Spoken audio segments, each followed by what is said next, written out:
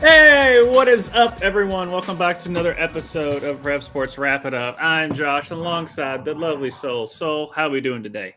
Doing good. How are you? Doing well, because football is finally here. Enjoy it. Gentlemen with spouses, this is where you give your 2-week notice of saying, I am sorry. I'm only open on Tuesdays.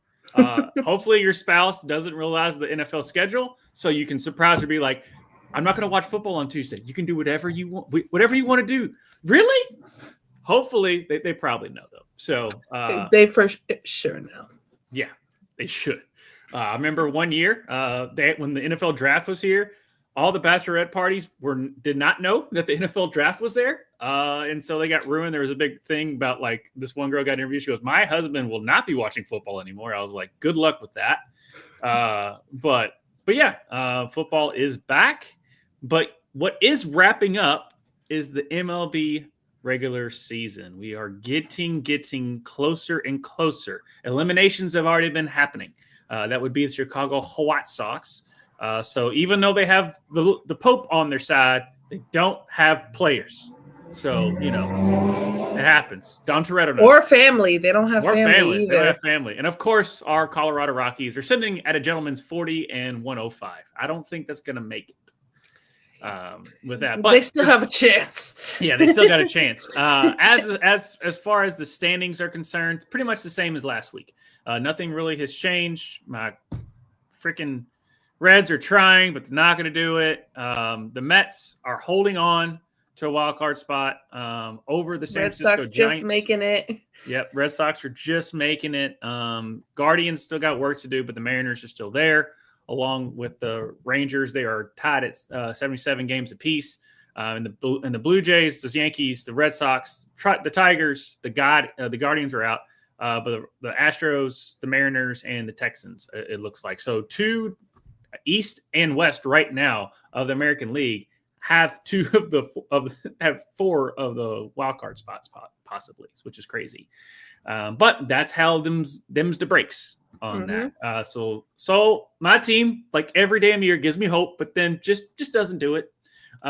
Whereas Boston Red Sox they might be facing the New York Yankees.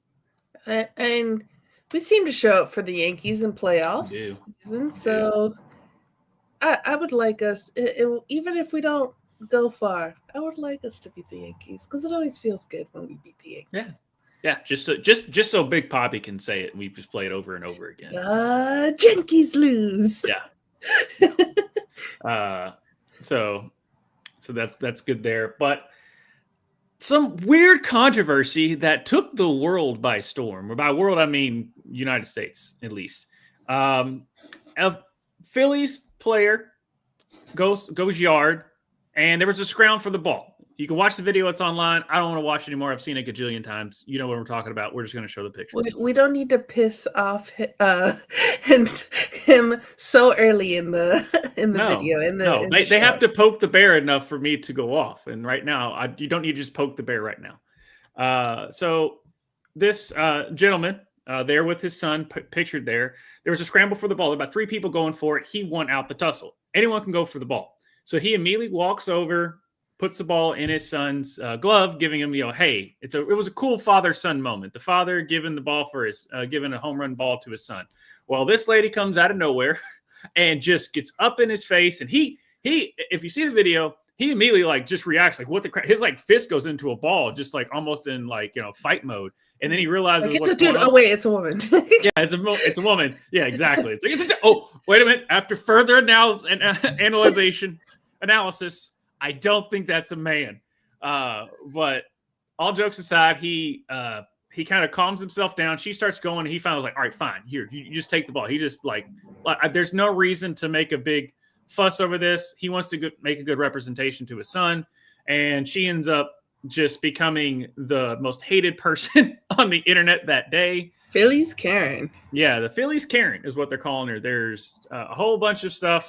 Obviously, I'm not a big fan of doxing people. I still don't do that. If this person messed up, they're on the internet forever knowing that they messed up. I don't like people going after people's personal lives, even when they look like a piece of crap. Especially for one bad moment. Yeah, fuck her. F her. But But yeah, she will never be forgotten, and that's all I need. I don't like the doxing stuff. So just for me, don't dox people. Stop doing that. They're gonna get what they deserve, obviously. But after that, the player that did hit the home run ball invited the kid down, gave him a bat, signed his ball. So at the end of the day, the dad. People were giving flack to the dad for some reason for not going back at her, being like, "Oh, you just coward to your son." No, he made the right decision. As a person, I would say anyone being mad at the dad for being stand-up individual and deciding not to fight back, like one, the son went out now, right? Getting to meet the player, getting a bat and a ball, and two, he's showing his son like, yeah, sometimes people are going to react crazy towards you, and you need to be the bigger person. So that's a great lesson for his son. So anyone getting pissed off at the dad can go kick rocks. They're just trying to be, oh, he's not macho enough. I'm like, guys, go touch some grass. Go touch some grass. Come on. The dad made the right call. He showed the son is like, sometimes it's not worth it. It's just not worth it. And everyone's on, like I said, this is like 2% of the population that I saw. They were just like, and I'm like, quit, try, no, sorry. And then the other 90, and then on the other side, everyone's like, F this woman, because what is going on in your life that you have to go and berate this guy in front of his son to get a baseball back? Like, what? Yeah, and that's one of the things that's just like, is her life that messed up that like getting a baseball, it's gonna make it better, and that's sad. So when you look at it with a little bit of empathy, I do feel sad for her. Like, still fuck her, right. but I feel sad for her. And yeah, it's one bad moment. Who knows how many bad moments she has? I don't really like the doxing either, but I saw that she was a teacher, so hopefully she doesn't treat her students right like that. And I think that's the only part of where, like, if this is a pattern and she treats her students like that, if she gets doxed because of this, then I might feel a little differently than you on that part if this is a pattern, but we don't know that. We have no idea. So I typically land on the side as you, is like, I don't like people getting doxed, especially for one moment in their life. We all have had embarrassing moments that we've lived through. But yeah, if this is a pattern and if she does treat her students badly, then that's a different story. Yeah. But we don't know. No, we don't know. And part of me, I don't know. I don't like the doxing stuff because you realize it's like 90%. Yes, I'm using the 90s right now as far as my percentiles. But like 90% of the people that do get doxed for like just something they did dumb and just realize they just made a mistake and like there was no pattern of anything that you saw, and then they made one bad mistake and now their life is in the gutter. And then the other 10% is they dox them, they realize this person's been a piece of crap, and they've, like you were saying, they've got a pattern. If she's mistreating her kids as a teacher, then yeah, good doxing. But I tend to decide on the majority of people that get doxed are basically get worse just because of one bad mistake. Yeah, I'm not as confident as you on the percentages, but yeah, I agree.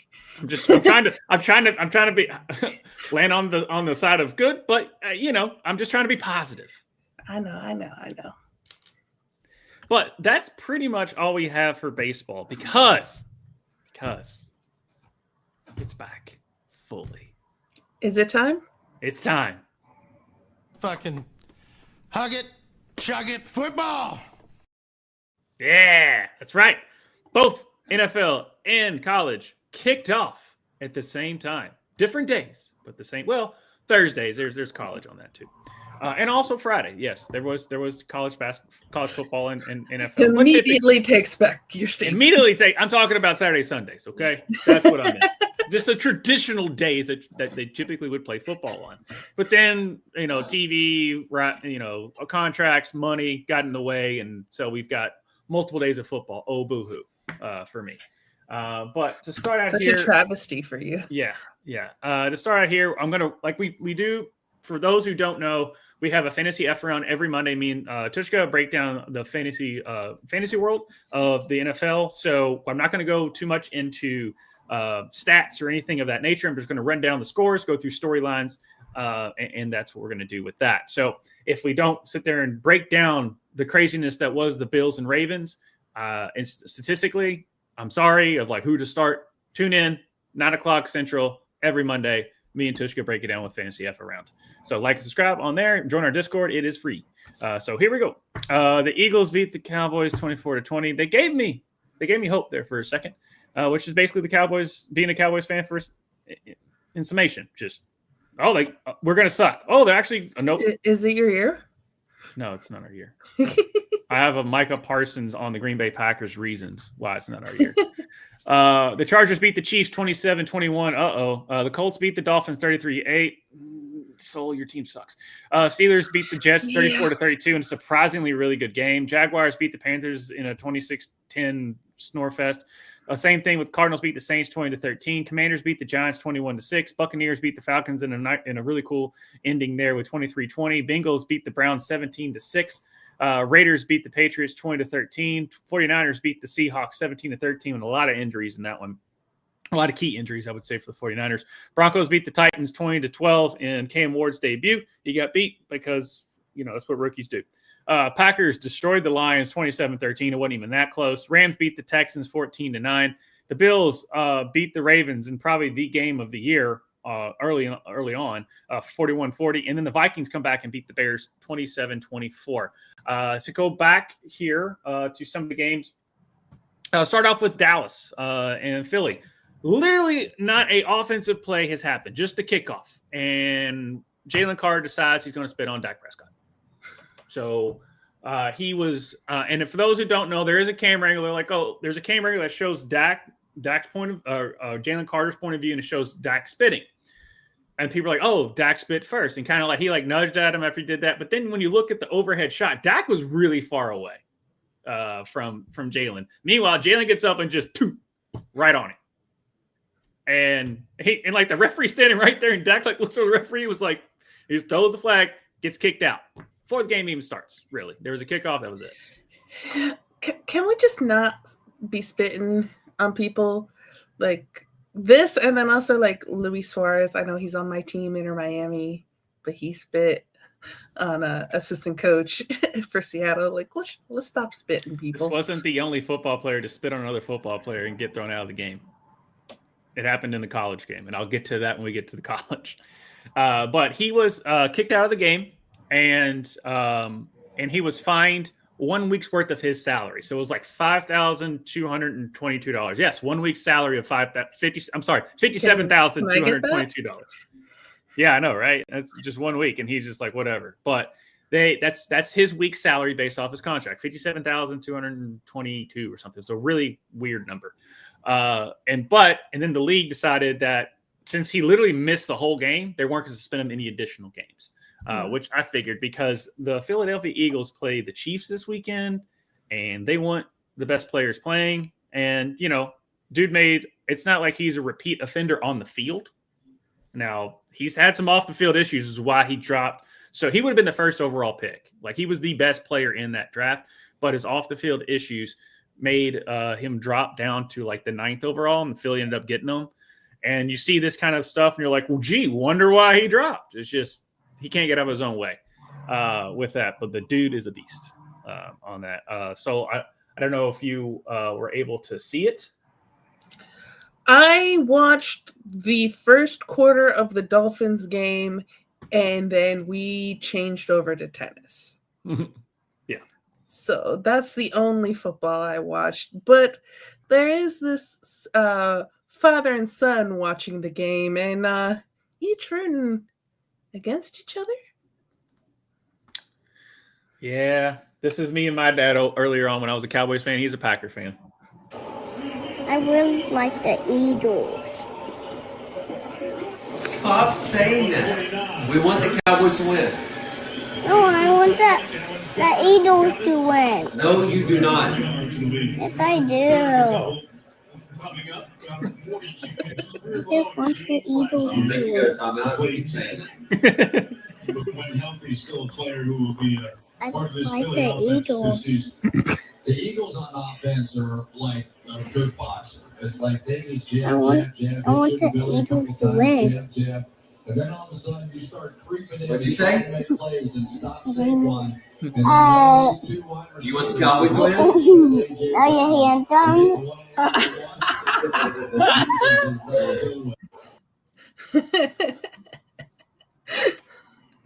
You just want the Eagles to win. That was probably me when I was younger because my whole family are Packers fans, except for me. I'm a Dallas fan. Because when I realized what Dallas, what football like was. Suffering. So, yeah. I mean, I still got to, I'm telling my age here, I remember their Super Bowls. So, at least the most recent one, which was 30-something years ago. But when you were a child. But when I was a child. Okay, I'm not that old. When I was a child. Single digits. But yes. Go to so the Bengals game ended up being 17-16, I believe. It was only a point. Yes, 17-16. Well, the thing is the Browns got in their way and the Bengals tried to help them because the Bengals had a total of 7 yards in the second half. Right. That's the Joe Burrow led Jamar Chase and T Higgins and decent run game. And they could not do anything against the Browns defense. The Browns had all the opportunities to win the game, and they couldn't do it either, which is the most Browns thing ever. And we're like, what happened in the second half? Well, we got a picture here. They didn't call it. Joe Burrow's not looking the right way. Now, he's fine for those. But it was just a brutal face mask that he had. So, yeah, he was just looking the wrong way the whole time he's trying to throw the ball. There you go. With that, but that's just a really crazy picture. And they said that wasn't called. I doubt. I'm pretty sure it was. I wasn't. I had red zone on. This play wasn't shown, so I really didn't get to that point. And then lastly, the Buffalo Bills were down by 15 with about 4 minutes and 52 seconds left, and they won the game in regulation against the Ravens. And this was a game of all games. I mean, Lamar was awesome. Josh Allen was Superman. And the defenses were non-existent, except for a little bit there. Because, I mean, they caused Derrick Henry to fumble the ball, which was kind of the pivotal moment in the game. But we've got a thing here but this is a kind of a trend. Congratulations, Justin. Yes, congratulations. Congratulations. We're actually... Yeah, join our Discord. Justin and a couple of us were actually in Discord so we were able to listen to Justin go woohoo when they won the game. So yeah, Discord down below on that. Discord link down below. And then this is a trend for John Harbaugh. Yes, you should be concerned about your defense. I mean, I know Baltimore is great, but your secondary goes up against a really good quarterback and an offensive line that can block. It's going to be tough.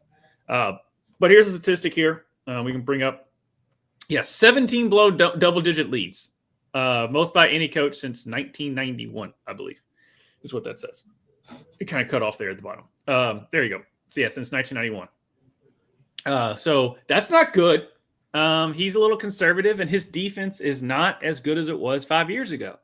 So if you get conservative about it, you'll let teams torch you, especially if their name is Josh Allen or Patrick Mahomes or Joe Burrow. They will torch you because your secondary is not very good. Neither does the Bills. But he needs to be up 3 scores with under 5 minutes left is what it's showing me. Because 15 points ain't it. Now, yes, it was a fluky tip ball to Keon Coleman. Maybe the Ravens should have gone for it, even though they were on their own side of the field. You could have, ifs and maybes all you want about it. Thing is, that hurt if you're a Ravens fan. That really, really hurt. Justin's glad he didn't turn the game off when they were down by 15 in the fourth. Yeah. As Josh Allen said after the game, he's like, I know some people didn't believe in us. I'll remember that.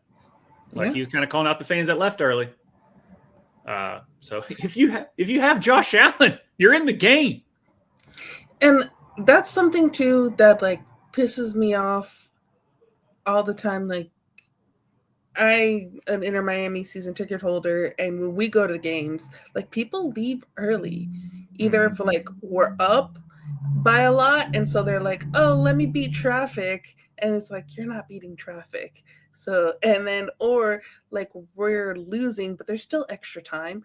People have missed goals. People have missed comebacks. People have missed other things because they're leaving because they're only there to see Messi. And it's just like literally a few times me and my brother yelled out like fake ass fans, you stay till the final whistle. Yeah. Oh, there was That's one in year any sport.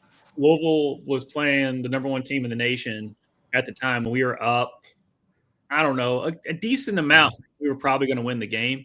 And under the 3-minute timeout, TV timeout. And I mean, as soon as that horn hit for the 3-minute timeout, I mean, there was a bunch of people like paid a good amount of money to see this game because it was the number one team and it's basketball. So you put those two together, that's an expensive ticket. Yeah. And I put up to sprint to their car. I'm like, what? Why even come to the game? Yeah. What? It's funny too because like sometimes not everyone in my family goes, so we sell the tickets, so we know how much the people beside us spent, and if they leave early, we're like, yo, like, thanks for the money, but you spent way too much to be leaving early. Thank you, Justin. Yeah. But our boy, with every Ravens game, Ronnie Raven has to make a statement, and I think he's happy.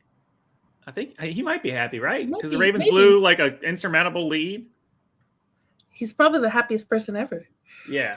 All right, let's check in. What the fuck? Okay, never mind. How the fuck did we lose that fucking game? 16 fucking points, yo, unanswered, yo. What the fuck is up with our defense getting cooked? Michael McDonald's, where the fuck is you at, yo? Come back from Seattle, fucking lost to the Niners anyway. Derrick Henry fumbling the ball. What the fuck, Derrick Henry? I hate to say, yeah, we might need to move on. Get a running back with an intangible quality, somebody different. I don't know, somebody like Christian McCaffrey or Cam Scatterboo or something like that. Just those guys really stick out to me. New kickers fucking missing extra points. Bring back Justin Tucker, yo. Come on. What'd he do that was so fucking bad? I've been banned from White Marsh Mall for asking for a fucking happy ending from Supercuts. Big deal. Everybody does it, yo. You got to relieve stress. It's a stressful job, being a fucking kicker. Lamar couldn't get it done on the fucking last drive. There's only one thing to do. Lamar's good most of the game. He can't do it in the big moments. Trade 4 first-round picks for Joe Flacco. He will be our fourth quarter quarterback, yo. The Browns need that shit, okay? They don't know what the fuck they're doing. Fuck you, Josh Allen. Fuck the Buffalo Bills. We fucking suck. What the fuck? All right. Yeah. Anyway, I put it off. I did not watch it, so that's my actual reaction to it. For those that don't know, that's Stavros Halkis. He's going on tour. See him everywhere. He's hilarious. He's on multiple podcasts all over the country. He's on Shane Gillis's Tires on Netflix. He's really hilarious there. He wrote his own movie. I forget exactly what it's called. My bad. Something about a cult. I believe it was something about it's just a funny comedy about a cult. Anything like that. So, but yes, that's his character, Ronnie Raven. He's basically the white trash Baltimore fan. If anyone wants to know that. So this isn't. He always does a video, and we thank him for it. So yeah, Stavros Halkis. He's our Ravens correspondent. He's our Ravens correspondent, Ronnie Raven. That's right, because there's something about Flacco. I can't quite put my finger on it, but there's something about Joe Flacco that I miss. And then, if those who don't know, Christian McCaffrey and Cam Scatterbo of the white person. So for all of you that have been following us for the time that we've been here, let us know if you're excited to see Joe Flacco and Ronnie Raven back again. Right. Well, Flacco is playing for the Browns, and it's not his fault. I mean, he didn't win the game, but his receivers couldn't catch. So on that. Moving on to college football. Oklahoma beats Michigan 24-13, and really John Mateer, the quarterback for Oklahoma, to me right now, he's my Heisman front runner as far as just being big time in big time games. Michigan, I think, is 6-6 written all over it. I really don't think they're that good. South Florida, big upset over Florida, 18-16. That coach is gone. Iowa State holds off Iowa, 16-13. Baylor has a big comeback to upset SMU in double overtime, 48-45. Their quarterback for Baylor is probably going to be in the Heisman watch. Mississippi State upsets Arizona State, 24-20. It was the first time the Mississippi State beat a ranked non-conference opponent since 1991. So shout out to Mississippi State. And they deserve it. Those fans, literally, their coach died, and they've been trying to figure it out, or trying to get back from that ever since. So they were literally 2-10 last year. Before that, it was atrocious. It's been a unfortunate bad 5 years for the Mississippi State fans. For those like, they're SEC and they ring cowbells. That's all they got, man. I mean, that's all they got. So shout out to them. Maybe they got more this year, though. Yeah. And shout out Brandon Walker. He's a big internet college football guy. He went live right at the end there, so you got to see. If you want to see good reactions of Mississippi State winning, go watch Brandon Walker's stuff there. And then Louisville holds off, comes back and beats JMU at home. That's what it out. And WKU lost to Toledo, 45-21. It wasn't even that close. It was a romping. I mean, they dog walked us out of the building. Bright side, we are still top of Conference USA. Exactly. Still top. Tops are still on top. Go Tops. Can't top a topper. All the tops. TOPS. All that. But other than that, when you get a penalty called on you, might as well walk right into the microphone and just show and just get what you want. So we got a video here of that. Boom. Holding offense, number 64, 10-yard penalty. It seems to be the common opinion here. Oh, it's a feeling. It's a feeling. Just a little feeling. Fuck. Oops, my bad. Yeah. There's one, I think it was a Dallas game where the referee was calling pass interference and the guy just walks around and was like, that's bullshit. So it's not the first or last time, but yeah, that was funny.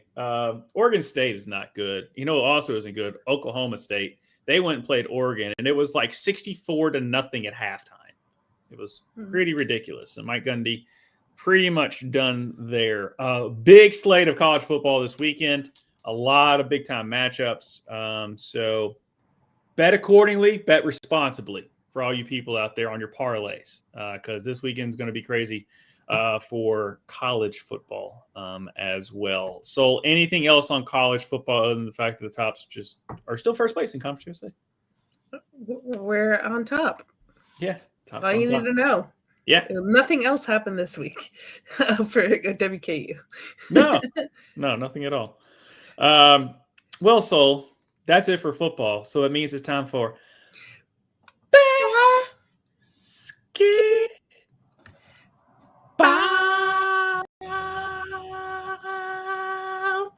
Just got to carry the note. Sol, there's some drama. There is some drama. City that starts with a C, ends with an O, in the middle is Hikag. Yeah. Chi-Town. Drama in Chi-Town. So we're going to try. Hi, Justin. We're going to be try to be as impartial, maybe not so much. We're going to try to get through this calmly. Okay. Because there's some things that I think is really dumb about this. Anywho, during league mandated media, Angel Reese was asked about how to move forward and what the future looks like. She said, I'm not settling for the same shit we did this year. We have to get good players. We have to get great players. That's a non-negotiable for me. I'd like to be here for my career, but if things don't pan out, obviously I might have to move in a different direction and do what's best for me. Then Chicago released a statement going, the Chicago Sky values the safety, respect, and well-being of every player. We are committed to the accountability so our players can stay focused on playing basketball. Because of the statements detrimental to the team made by Angel Reese during league-mandated media, she will not play in the first half of the game on September 7th against the Las Vegas Aces. This matter has been handled internally, and we are moved forward as a team. So it's handled so much internally that we're making it external by putting out this statement. Right. Good job. Angel ultimately didn't play because of back issues, and I'm put that in quotation marks because I don't know if it's my back hurts, I'm not playing at all. If you're half a game suspension, either suspend her the whole game or don't suspend her at all. I think half game suspensions are really stupid. And in that game, Chicago lost 66-80 to the Las Vegas Aces. Angel apologized, saying, I probably am frustrated with myself right now. I think the language is taken out of context. I really didn't intentionally mean to put down my teammates because they've been through this with me throughout the whole year. They've busted their ass just like I've busted my ass. They've showed up for me through thick and thin and in the locker room when nobody could see anything. So I want to apologize to my teammates, which I already have, about the article and how it was misconstrued about what was said. And I just have to be better with my language because I know it's not the message, it's the messenger. And understanding what I say can be taken any kind of way. So I just have to really be better and grow from this. There's former WNBA player Angel McCoughtry and Roz Golden-Winde. They were on the Good Follow podcast, which Roz Golden-Winde is one of the main hosts on that. I kind of agreed with their take on this. I would tell you, go check them out. I might leave a link down below for you to check them out. Shout out to Angela McCoughtry. Her jersey is retired at the University of Louisville. She's an Olympic gold medal. She's amazing. First overall draft pick for the Atlanta Dream ever. There you go. Continue. I gotta get my Angela. You gotta get your U of L. I gotta get my U of L stuff. Yeah. McCoughtry said, it's not what you say, it's how you deliver it. And she basically said, hey, this is your big sis here. Call me. I'll help you how to say things. So, like, and I like that. Like, she's like, hey, the vets are here. The former players are here to, like, help you out. Come to us first before you say stuff. And then Ross said that she feels the punishment didn't fit the crime and that Angel's apology was enough, that Angel spoke many truths, but she misstepped. She misstepped in two ways. First, she should have just said this in the offseason. I agree with that. It's the end of the season, but it's still in season. Talk about that once the season's over. And the second misstep, shouldn't call out Courtney Vandersloot, who had won a chip for Chicago previously.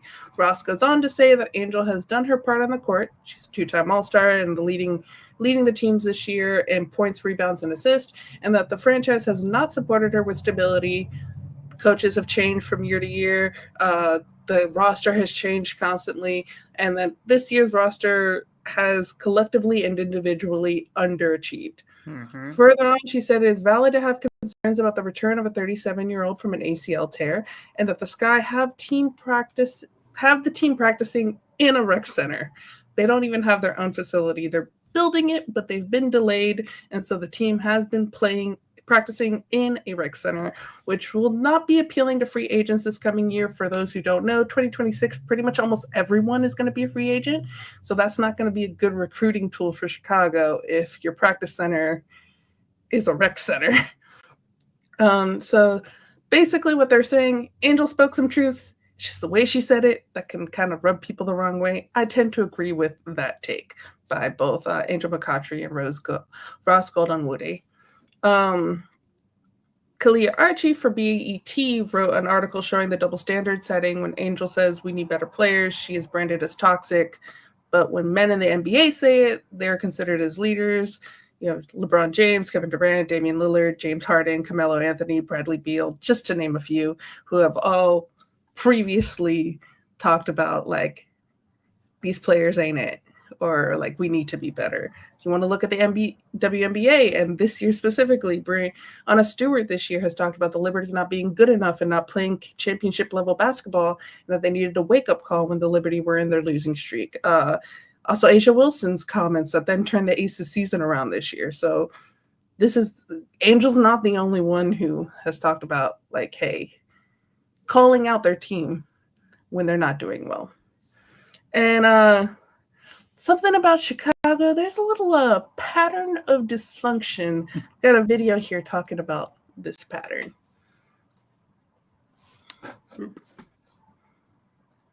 This is like a pattern of dysfunction. Sylvia Foles just became a Hall of Famer. She got drafted there. She demands a trade, refuses to play another second for Chicago because she's frustrated with front office direction. She's frustrated with the fact that they have no championship vision. Does that sound like somebody that we know? How about Elena Deladon, who was there in 2017? She requested a trade after her rookie deal, citing all these personal reasons, but really it had to do with the fact that I don't trust the sky. How about the big one that's not even like really the biggest one, but I think probably the most dramatic instance, which was Gabby Williams, got drafted by Chicago, number 4 overall. She played at UConn, started to have friction with the head coach because he wasn't giving her any minutes. And then she decided she wanted to go play Eurobasket. And so he was like, well, you better show up for training camp. Well, it's like, I need to go over to play for France. And he's like, okay, cool. Well, you're suspended for the year. The whole year. Marina Mabrey last year forced her way out. How about Candace Parker, probably the face of basketball, a player who is from Chicago, goes there, wins a chip, immediately leaves. They are the worst run organization, and they're considered that for a reason. You lose an MVP, you lose a future Hall of Famer, you lose a franchise legend, you lose the face of Chicago basketball. You lose your finals MVP in Clea Copper, who I didn't even mention. 5 franchise-altering players in less than a decade on top of Courtney Williams. Are you fucking kidding me? Angel, join the Dub Club. Just get the fuck out of there. You know what it is there. You know what time it is. They suspended you for half a game. This is a Minnie Mouse franchise. It's just some bullshit. That's all I got to say. That's all she got to say. So, your thoughts? I mean, she just basically called it, because the thing is that if she wasn't playing at the level she's playing right now, I would be like, look in the mirror first. Right. But she's playing at a good level. So she's playing really well this year. I know she got off to a really bad start. Okay. The start was rocky. Her plus and minus was terrible, but she's finally got into the groove and she's playing really well. So if she's saying it and she's the only one that's showing that, there's something to build upon. I mean, I know Cardoso's there as well, but if she can talk because she's backing it up on the court. Right. So that was the thing I would say there. But to kind of go with Trista Crick was saying about the organization being bad, that's with any type of organization, any type of sports league. There are just dysfunctional franchises. Mm-hmm. You want me to go to you want me to go to the NFL because that's where I'm going to win anyway? I don't know. It's a rhetorical question. The Jets, the Browns, typically the Bengals, they get in their own way. The Cowboys get in their own way, but they're not as bad as the Jets and the Browns. And the reason I know that is because Sam Darnold, who is the starting quarterback for the Seattle Seahawks, who played pretty well week 1, but he was dead and buried.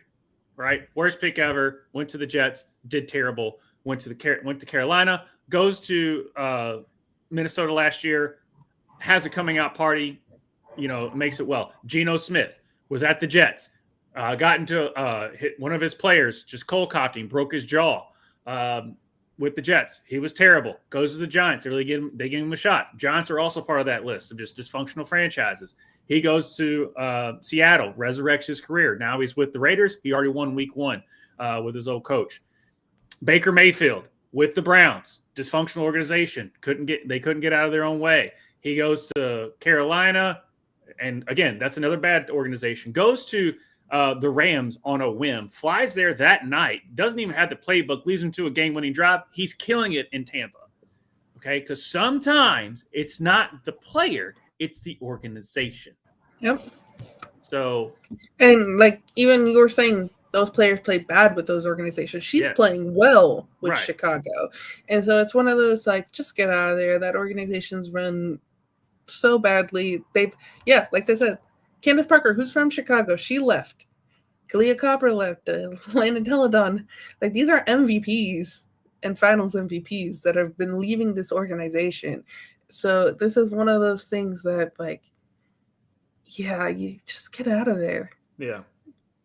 I mean, it's just you sometimes you gotta get. Now, as far as the double standards, I know some media people have that double standard. As far as like when, to me, if an NBA player comes, talking about everyone sucks. Jason Williams, Jay Williams, who played point guard, and he was known. I think he was on the Heat at the time. He came out during one of the press conferences, and he was a mediocre player. He's amazing, but he was a mediocre player as far as NBA standards are concerned. Especially he wasn't like the top dog on his team, and he was saying that we're the worst.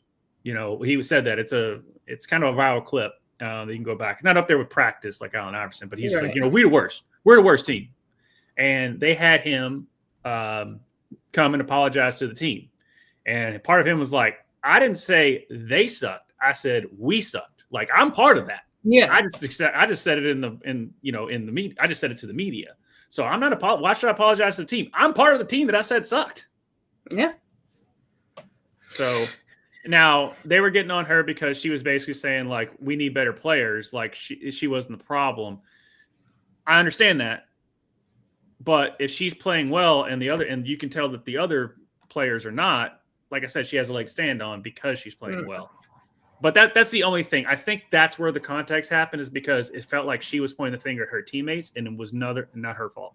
And she's on the team. So a lot of times, it doesn't matter who you are. That still will get ridiculed. Yeah. I think it was taken out of context too, because like saying we need better players. Like that's not saying it's everyone else's fault and it's not my fault. That just says we need better players, which is the truth. Chicago needs better players. It's terrible. Like you got Angel Reese and Cardozo on your team. You should be able to build around that. Yeah. So it's one of those things of like everything she said was the truth. Yeah. I agree with Ross that it should have been said in the off season. And I agree that, like, you don't say something about the person that won a chip for that city, even if what you were saying is true. Right. That's the thing is, and that's another, like, unwritten rule. Is you might have those opinions. That's something you need to take behind closed doors. You do not need to bring it to the media, because even NBA players, I don't like it when they do that. Yeah. So that's what I'm saying. Like media might take double standard with it. I don't like you coming out. We all know it. We all know it's true. You just don't do it because it just comes off as just a bad taste in your mouth. Yeah. I've always been a proponent of we know way too much about these people, and like that. Yes, like the drama can sometimes be fun, especially if it's not your team or anything like that. And especially if people don't go towards the being awful about it route, which always happens with Angel Reese. Mm-hmm. But it's like you have each other's phone numbers. You guys are in the locker room. You can have meetings with them to talk the stuff out. Now, if like nothing is getting anywhere with the meetings that you've had with the front office, then maybe you have to go to. And also, too, this was league mandated media. It wasn't like she went off to the media to say this. Right. She was told to go to them.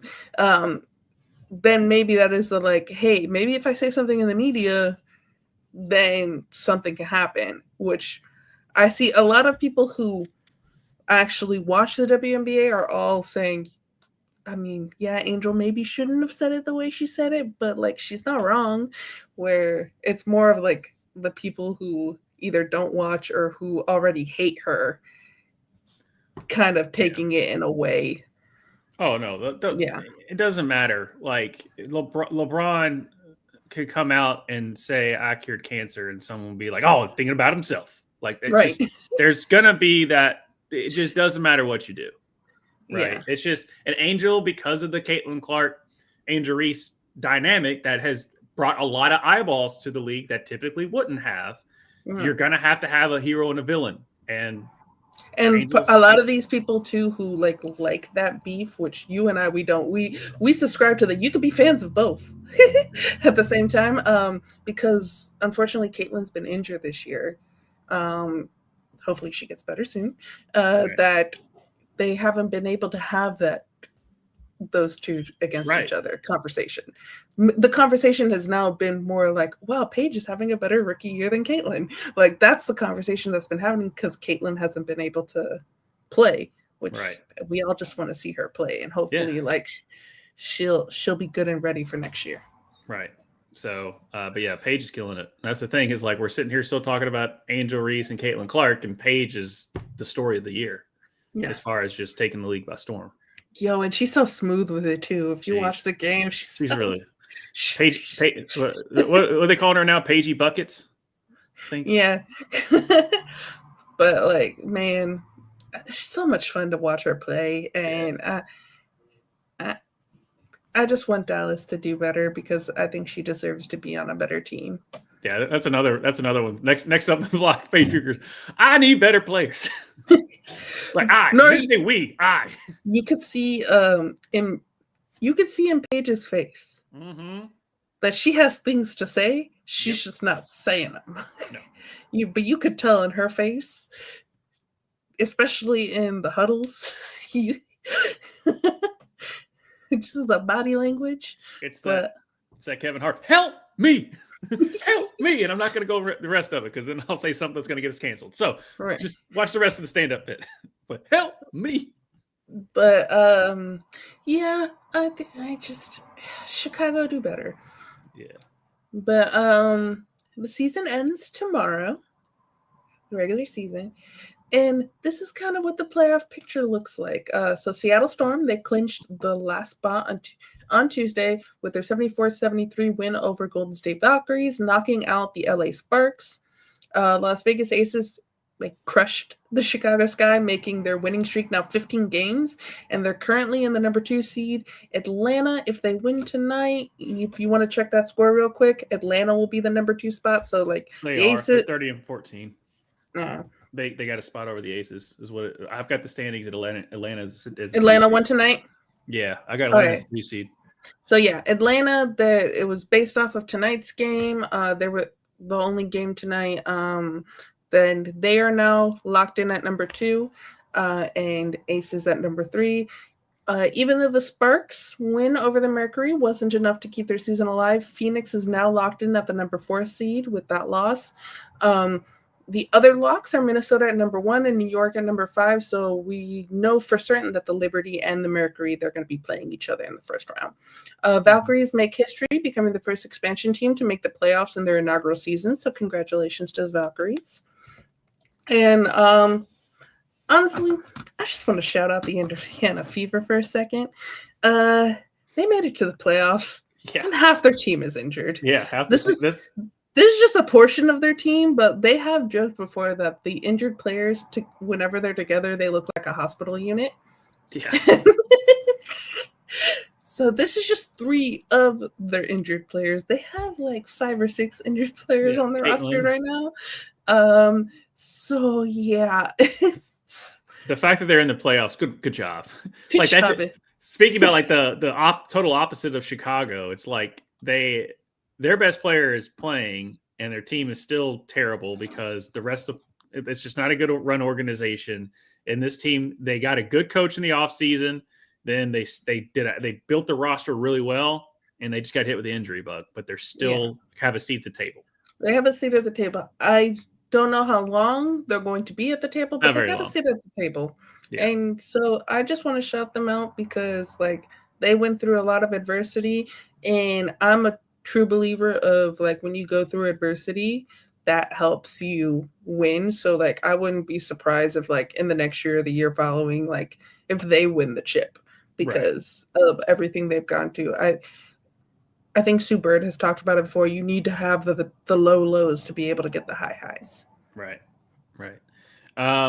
As far as just like, I mean, it's the Lynx world. We're just living in it. Like I called it from the beginning that I thought the Minnesota Lynx would probably be they would win it. The Liberty kind of faltered there at the end, which I was surprised of them stumbling. But don't let Asia get hot, and you're letting Asia get hot.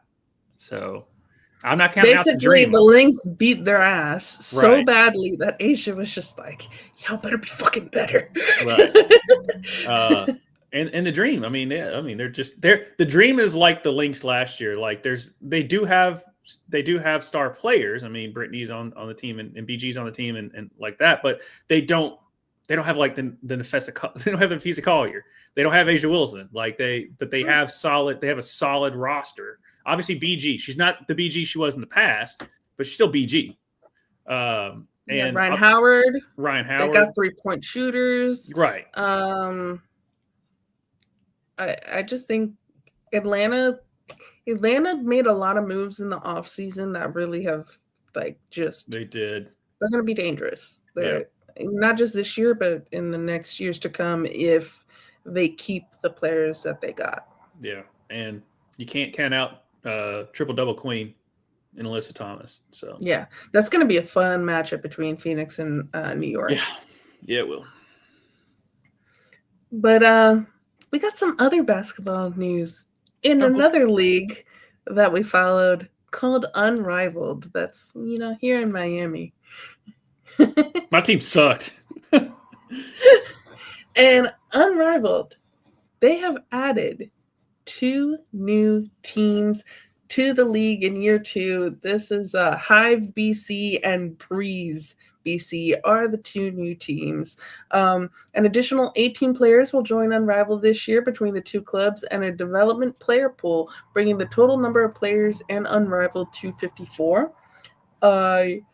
Fourth night of games will be added each week throughout the season to accommodate the additional 2 clubs, with each Unrivaled club playing 2 games per week. The new schedule, which is set to eliminate back-to-back games for players, will be released at a later date. And then, quote, expanding a year earlier than planned is a testament to the strong business model we've built and the potential Unrivaled has for long-term success, said Luke Copper, Unrivaled president of basketball. We outperformed every goal we set for the league in year 1, and with the incredible talent we have returning, paired with the influx of new stars, it was a no-brainer to add 2 more clubs this season. Unrivaled is committed to advancing the growth of younger stars through its newly established development pool of players. These players will practice daily, train with a dedicated performance staff with full access to the same resources and amenities as rostered players all season long. The developmental pool will continue to honor their skill in Unrivaled 3-on-3 full court format and remain ready to step in as a relief player on clubs should an injury occur. Once their role is complete, they will return to the pool, staying sharp and prepared for their next call-up. And for a reminder, Unrivaled second season, they will tip off January 2026. So thoughts on these new clubs and what they're adding this year is the Unrivaled pool of players. Because before some people caught the injury bug and they were like, oh shit, and they called people and people flew down to Miami. This year they're having an injury pool. Yeah, I mean, I'm pretty sure I think they learned last year just to call somebody in. They have to drop everything. So if they sign up for it and they're in the injury pool, at least they're not caught off guard. Right. About like, hey, can you come play? I guess let me drop the kids off at school and I'll be there in 20. Like, no, they need to have something there.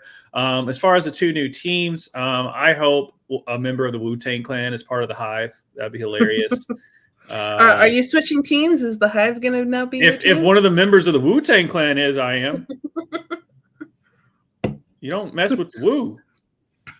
Oh, dude, BG on the Hive, that'd be hilarious. With like Method Man just in there coaching her for some reason. Just Ghostface Killer on the sidelines. It'd be great. Yeah, I'd love it. Yeah, it'd be great. But yeah, and then Breeze, yeah, it's cool. I'm surprised they weren't more tropical with them being down in Miami anyway. I mean, I like the logo for Breeze. Yeah. Yeah. But yeah. Cool. Please, hey, one of the Wu-Tang Clan, there's like 17 million of you. You know the main ones, though. Somebody please get involved with the Hive. Hey, I will still say Laces is still my team. And I think the Laces is also Tishka's team. The Vinyl is mine. Yeah. Now, but yeah, this is exciting. If they don't have the right team again, then no. If Howard's not on the team, I'm out. If Goomba Waller's on the team, I'm out. When January 26th comes around, We will see if we still have the same allegiances that we had this year. Because don't they redraft? No, they signed a 2-year deal. Oh, so okay. everyone should right. be on the same team this year. Been good. So far, I'm keeping with the vinyl. We got to stick with it. If it's the same team, I'm sticking with it. Because yeah. Anyway. But that's all I have for basketball. Ready to go to Novelty X.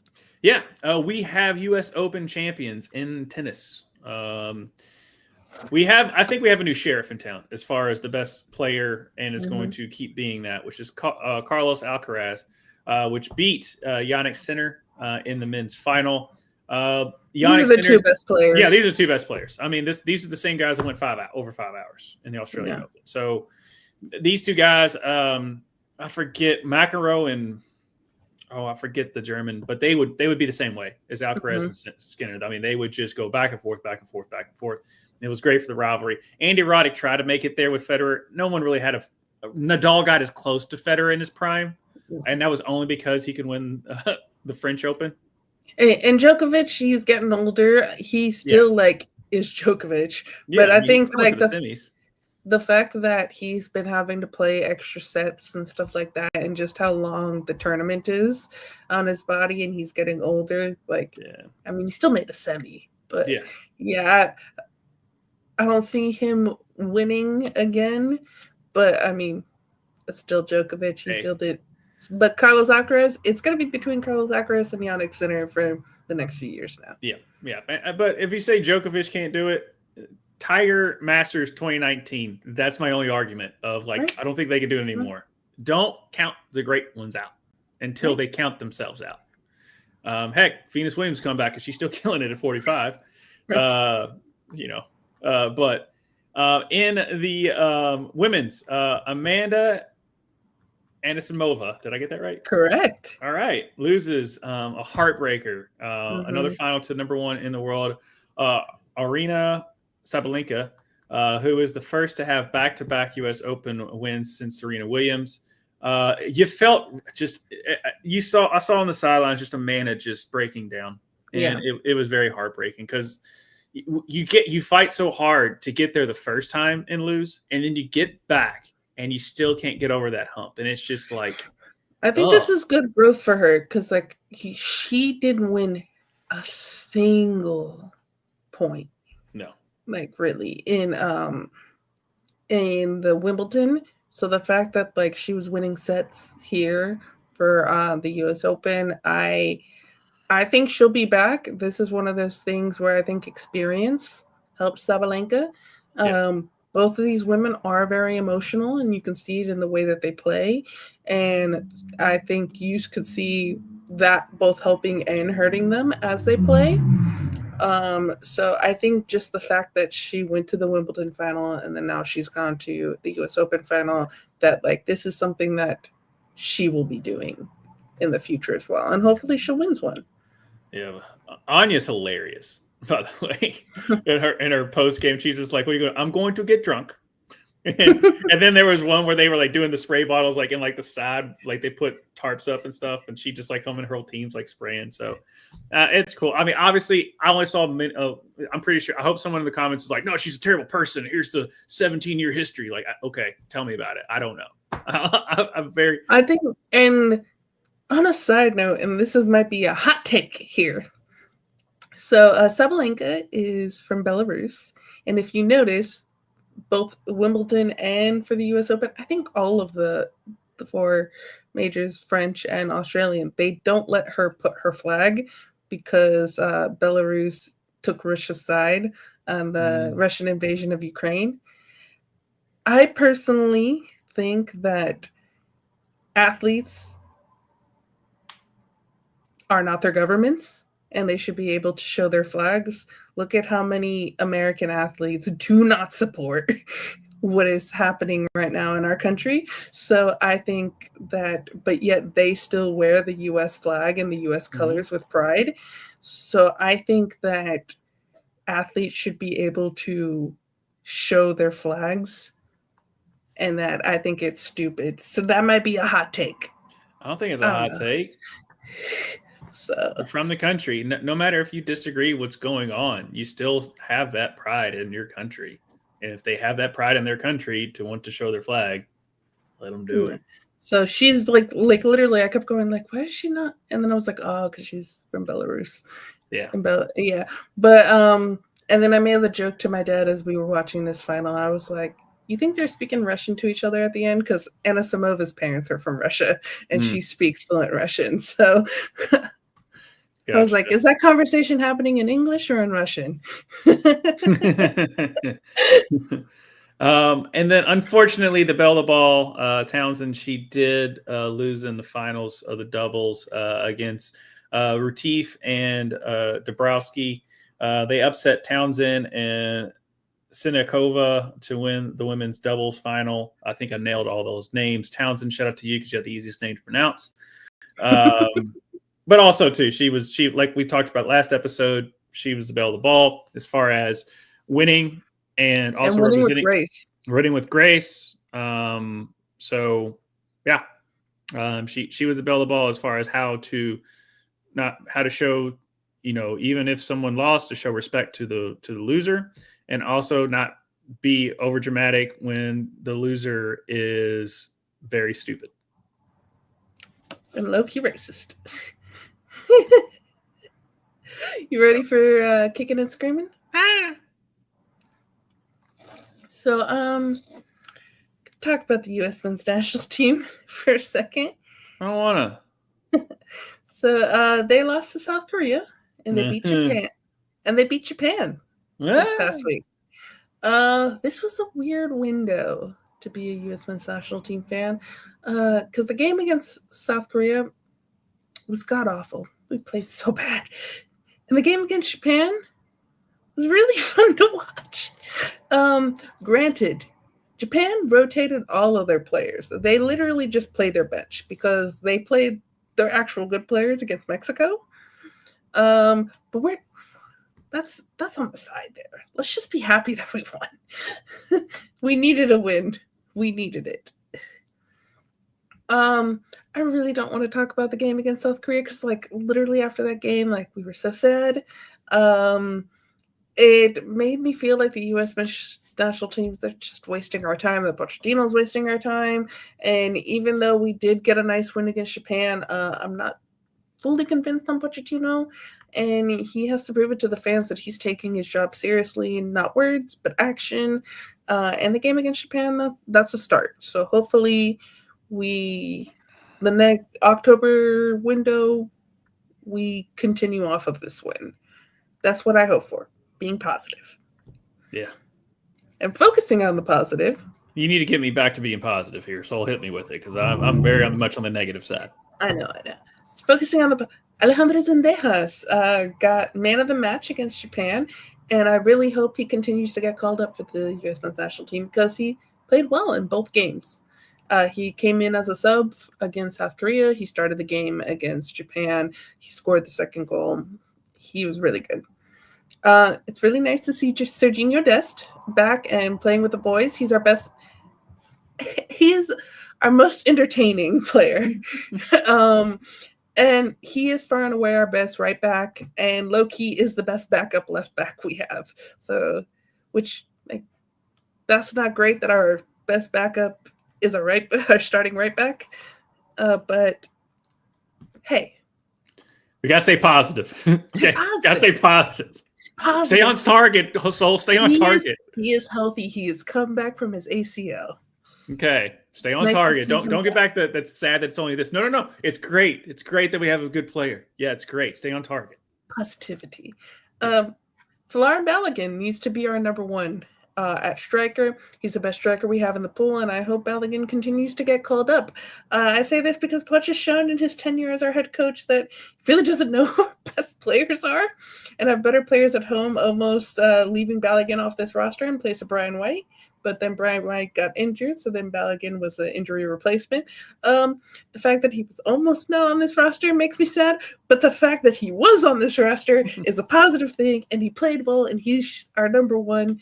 I still want Ricardo Pepi to be part of this team, and He's our number 2 striker. And I'm really sad about Josh Sargent, but we're not talking about that because we're being positive.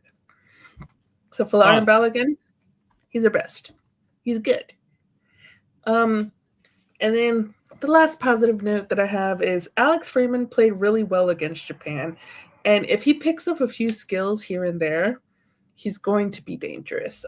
He is only 21, so he has some time. And a reminder for everyone, he's Antonio Freeman's son.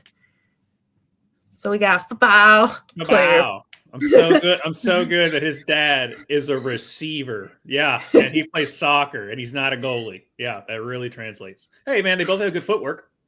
Good footwork. There you go. Someone was just like, they were like, Alex Freeman looks like a linebacker. And then someone was like, wide receiver. Wide receiver. He had one of the craziest catches ever. Look it up. Antonio Freeman, crazy catch against Minnesota. Yeah, but they were saying like his son. So we're like, Right. No, he's not a linebacker. He's a wide receiver for our team. Yeah. That's what it is. But let's watch some goals because we actually have them. Yeah. We have goals. We have goals. We actually did it. The first one, Alejandro Sendejas scores the first goal in our 2-0 win against Japan in the 30th minute. Let's watch. Good take. Yeah, there we go.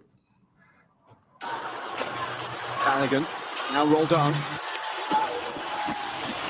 Richards. Green. Austin going on the outside does well. That's a decent cross into the middle, and it's That was so beauty. Yeah. Where has that been? to the United States. He hasn't been called up in a long time. Alex Sendejas. I mean, that was a hell of a move. cross. Fabulous finish. Move to a It's cross. just what they needed. Larson with like just beautiful little step over here. Deceptive has to get it off first time and does. It's a wonderful ball. That is an excellent finish. Good stuff there. This is a very difficult skill. I've criticized Max Harrison before, but good stuff. Oh, that was a beautiful move. Beautiful move. And then our second goal, Folarin Balogun scores the second in the 64th minute.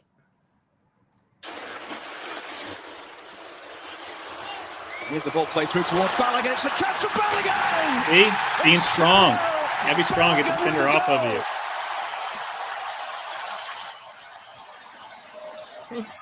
And him and Pulisic. Yeah. Yeah, he was the one out there saying, what have they won? His sixth You haven't won anything goal. either, man. Gotta stay positive, though. Gotta stay positive. I mean, the pace of this pass from Christian Pulisic, absolutely perfect. Hard to do when you're on a full run, but Balogun, he's so smart to make that run across the defender and watch him just slow down just for a second, just to create that body check that gives him space. Good That's stuff. Finish. The ball's bobbling a little bit. Great stuff there. Just I need that consistently going forward. I don't like these like one game you show up, one game you don't. Every game needs to be must win. At least show heart. Yeah. And like there have been players here and there showing heart, and like against South Korea, again, I didn't want to talk about it, but like Christian didn't even show up for that game. He's our best player. So like, yeah, it is one of those that like everyone just, yes, these are friendlies, but they're not because we don't have qualifying, because we already qualified for the World Cup being a host. Right. So these games, we have to play them like we are at the World Cup. Mm-hmm. And so I hope we can grow from this. And I'm going to be positive, and I'm going to stay positive about it. Depending on how the next window goes. Yeah. So, but I just grow off of it, because that South Korea game, just wipe it out. Be a goldfish, Sam. Wipe it out on that. So, but your girl, she got her jersey retired. I mean, why did it take them so long? Number one, don't give me this logistic shit. You should have retired it before she was retired. How about that? Yeah. Be better. No. Alex Morgan's. The San Diego Wave retired Alex Morgan's number 13 after their match Sunday and presented the U.S. Women's National Team legend with the framed jersey moments after the team's 3-0 loss to Houston Dash. Here is a tribute video to the GOAT that is Alex Morgan. There are people in the world who Narrated by Abby Wambach. you see They were every day. teammates. They were teammates. For 15 years, we watched you write your story on soccer fields around the planet. Greatness is about being brave enough to be the first, strong enough to be the face of change, and humble enough to know that your legacy isn't just what you achieve, it's what you make possible for others. The biggest stages aren't easy to perform on. It takes commitment, it takes guts, it takes personality. Here's to you, Alex. Not just for the championships, not just for the records, but for the way you've redefined what it means to be great. You didn't just play the game. You changed it forever. There are people in the world. I mean, yeah, like she's the greatest. She's. Yeah, I mean, I remember the first time when she finally made the national team, and I was watching one of the games. I'm like, who is that? Yeah. And guess what? She's like, I am. And I was like, okay. And then also we've got the moment number 13 was immortalized forever. Here we go. Forever and ever. Forever, ever. In Forever, 5, 4, 3, 2, 1. Yay.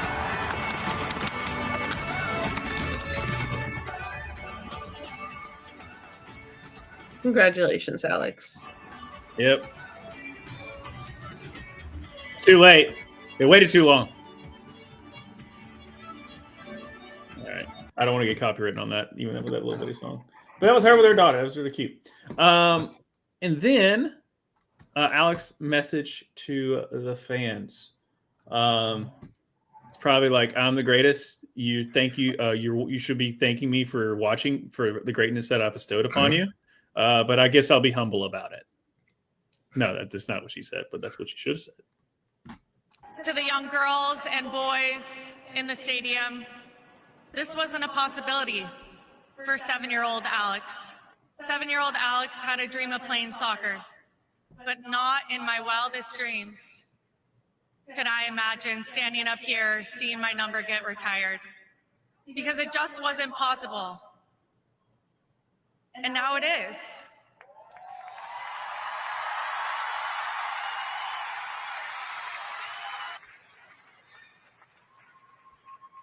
And it's here, it's home with you. So thank you so much. This means everything.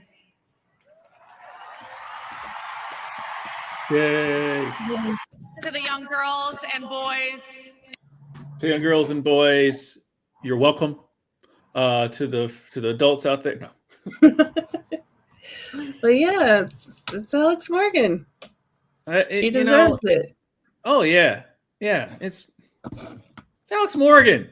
I mean, it's just there's the 99ers, but her group just took it to a different level, and she was one of the heads of it.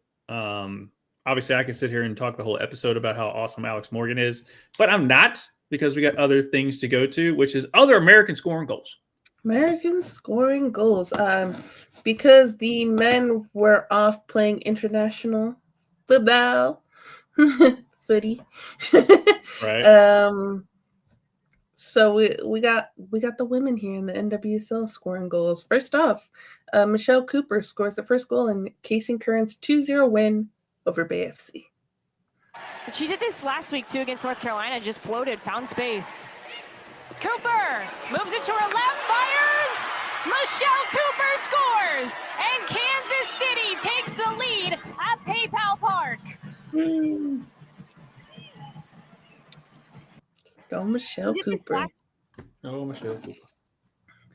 And next up, your girl.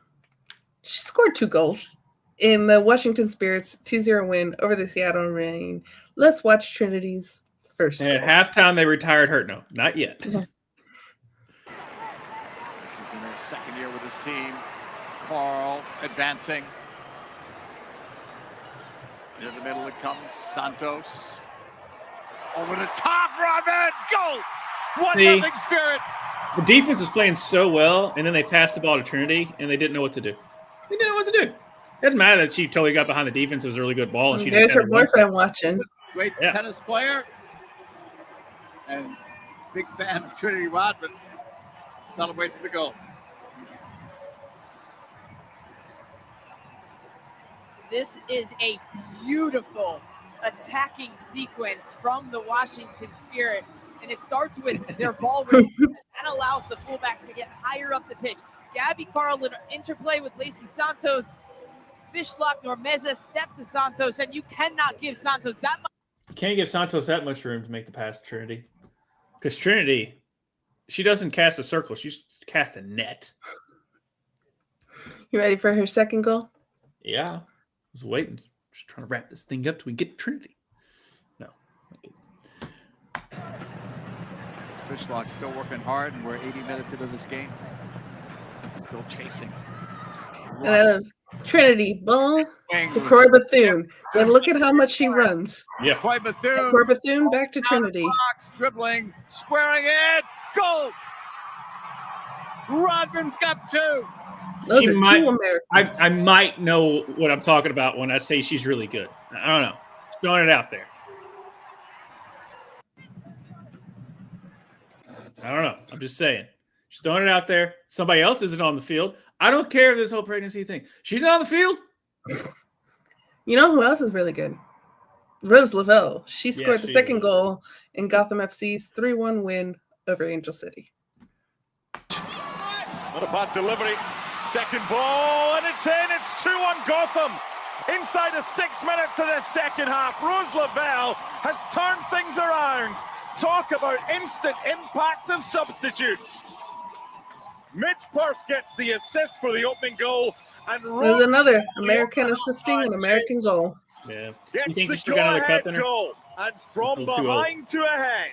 Gotham 2, Angel City. She's younger than me.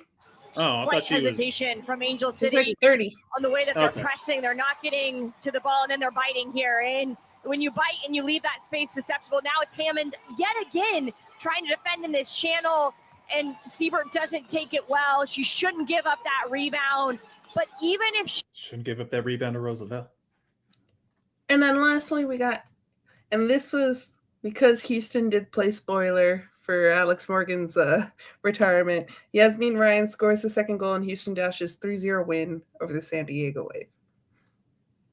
He said maybe at some point he might go surfing. I wouldn't bet money on that. Ryan leading Laracy. Oh. Laracy, through ball, goal! Oh, how did the defender let that ball get through her? Just before halftime, as Yasmin Ryan converts You gotta be stronger on than the that. ball from Laracy.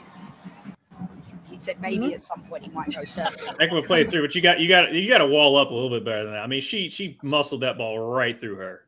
Mm-hmm. But those are American scoring goals. Good job, ladies. Woo! That's maybe. Oh, go ahead. Maybe you one day can have your jersey retired, like the great Alex Morgan. Ready to get weird? Let's get weird. All right, guys. It's time for the Sports Me Money. Which, guys, we don't condone drinking, but they make for some funny pictures when you do. Mm-hmm. First up. Oh. Want to go to that one? That one. You got that one. Stop touching stuff. That's amazing. It's not the Bears, but at least somebody's putting a dominant performance in Soldier Field. They had a dominant first drive. Hats off to you, sir. That's a lot of burr. Yeah. How many did you drink? A couple. A few. Had a few. Now, granted, this guy's Chicago, so I can't do a Chicago accent. I'm just going to do a old country guy. Yeah, Chicago. But he's still looking better than this next guy, which we only have the picture, but there is a video for him, and he is back and forth like this with a White Claw in his hand. We don't got the White Claw in this picture. No. The Browns fan at 6 a.m. I'm going to take it slow today. It's a marathon, not a sprint. Same fan in the second quarter. Yeah. He had a good game, I think. I don't know if he remembered the rest of the game. Oh, he had the Monday scaries. That's for sure. Yeah. He had the Monday. Hopefully he didn't have to go to work the next day. Ooh. He could just, he's not even looking up, he's looking down. He is out of it. And like I said, his hands are down with a White Claw in his hand. So the White Claws really did it for him. Yeah. Yeah, he got clawed. He got clawed. Yeah. So yeah, that's what we got for the weird and the sports meme of the weeks and everything. For all those out there, if you want to join us on the Discord or comment down below, say, hey, you missed out on this really funny meme. Let us know in the comments down below. Link down below. Where can the people find us, though? The people can find us tomorrow. Myself and Justin Toner will be talking about everything that is in the world of wrestling. AJ Lee spoke for the first time after 10 years of coming back. And she returned on Friday Night SmackDown and then spoke on Monday Night Raw. She's been, like I said, she's been gone for 10 years. So it's going to be really exciting there. So join us over there. Also, news broke that Saudi Arabia will be hosting WrestleMania 43. Which is the first time they've actually gone international with WrestleMania. Of course, at Saudi Arabia, me and Justin might have some thoughts about Saudi Arabia and hosting there. Yeah, we might have some thoughts about it. So if you want to hear about our thoughts and you want to express your thoughts on it being there of all places when they go international, join us over tomorrow night, 8 o'clock Central, 9 o'clock Eastern. And then Monday, you have Tushka and I do our fantasy F around. We wrap up everything. Watch us sweat out the Monday night game. Who knows? You might see us lose one of our fantasy leagues, or we might win some of our fantasy leagues as we're breaking down everything that is in the world of fantasy football and what you should do. Comment. The chat's always lively over there about asking us questions. We love your questions. We love to answer them and help you out. And then every Wednesday, you get us again, wrapping up everything else in the world of sports. Obviously, we will still go over NFL as well.